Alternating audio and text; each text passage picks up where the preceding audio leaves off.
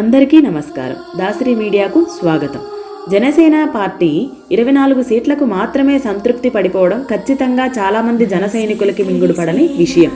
ప్రత్యేకించి జనసేన ప్రభావం ఎక్కువగా ఉన్న గోదావరి జిల్లాల వారిలో ఇది మరీ ఎక్కువ ఉన్నమాట వాస్తవం. 2019లో అధ్యక్షుడు 2 చోట్ల ఓడిపోయిన రోజు కూడా పార్టీకి కేవలం 6% ఓట్లు వచ్చినా కూడా చాలామంది తట్టుకోగలిగారు.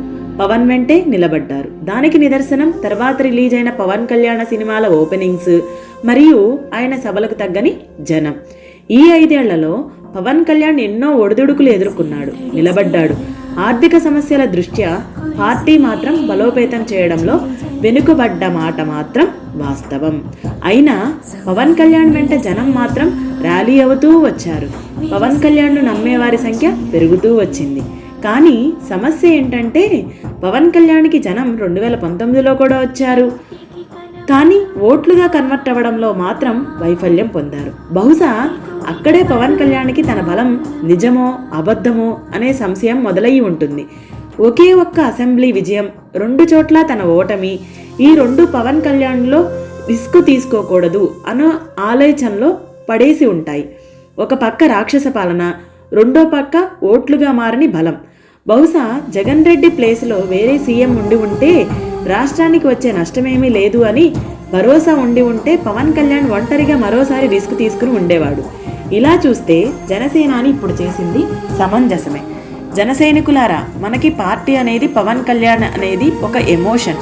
జగన్ మీద, వైసీపీ పార్టీ మీద ఇంతకాలం యుద్ధమే చేశాం, కానీ ఎప్పుడు మెయిన్ ప్లేయర్స్ కాదు, జస్ట్ సపోర్టింగ్ రోల్ అంటే వారికి మింగుడు పడని విషయం. అలా చూస్తే వాళ్ళ ఆవేదన కూడా సమంజసమే. ఒకటి మాత్రం నిజం, పవన్ కళ్యాణ్ 20 ఎమ్మెల్యేలతో అసెంబ్లీలోకి వెళితే లోకల్ ఎలక్షన్లో 1/3 సీట్స్లో పోటీ చేస్తే పార్టీ బలపడడం ఖాయం. మీరు నిలబడతారా? మీకు అండగా నేనుంటాను. దెబ్బ నా మీద పడడం నేను చూసుకుంటాను దెబ్బ. నిజానికి మన పార్టీలో ఉన్న వాళ్ళు మెజారిటీ స్థానికల ఎన్నికల స్థాయి గల వాళ్ళు. అక్కడ అనుభవం, పార్టీ బిల్డింగ్ జరిగి 2029కి ప్రత్యామ్నాయంగా ఎదిగితే మన బలం 60 సీట్లకు ఖచ్చితంగా చేరుకుంటుంది. మహాత్మా గాంధీని పూజిస్తాం, సుభాష్ చంద్రబోస్ గౌరవిస్తాం, అంబేద్కర్ గారిని గుండెల్లో పెట్టుకుంటాం, కానీ ఎన్నుకునేది మటుకు నేర చరిత్ర రాజకీయ నాయకులు ఎన్నుకుంటాం. నాకు ఈ డైకాటమీ అర్థం కాదు. ఇంతకాలం కష్టపడుతున్న జన సైనికులకి, పవన్ కళ్యాణ్కి కూడా ఒకసారి చిన్నదో పెద్దదో ప్రభుత్వంలో పాత్ర ఉంటేనే ఉపయోగం అన్న విషయం మర్చిపోకండి. 24/24 మరియు వైసీపీ ఓటమి లక్ష్యంగా పనిచేద్దాం. రాక్షస పాలన అంతం చేసి తర్వాత పార్టీని బలోపేతం చేసే బాధ్యతలో కూడా పాల్పంచుకుందాం. జనసేన మీ సేన, సామాన్యుల సేన, మన భారతదేశపు సేన. మనకి సేనాని మీద ఉన్న ప్రేమ ఆయనకి బలం అవ్వాలి తప్ప బలహీనత అవ్వకూడదు. ఈరోజు సీట్ల పంపకం ఎలా ఉన్నా నాయకుడికి అండగా ఉందాం.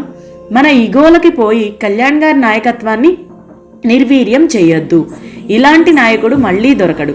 ఇప్పటికే 2 సార్లు మన కోసం పోరాడిన వాళ్ళ త్యాగాన్ని ఇప్పుడు సర్వస్వం వదులుకు నిరంకుశ నేయంత ఎదుట గుండెల చూపిన మన అభినవ ఆంధ్రకేసరి కొణిదెల పవన్ కళ్యాణ్ గారికి మనం సర్వదా సర్వత్రా అండగా ఉందాం, అధికారం చేపడదాం.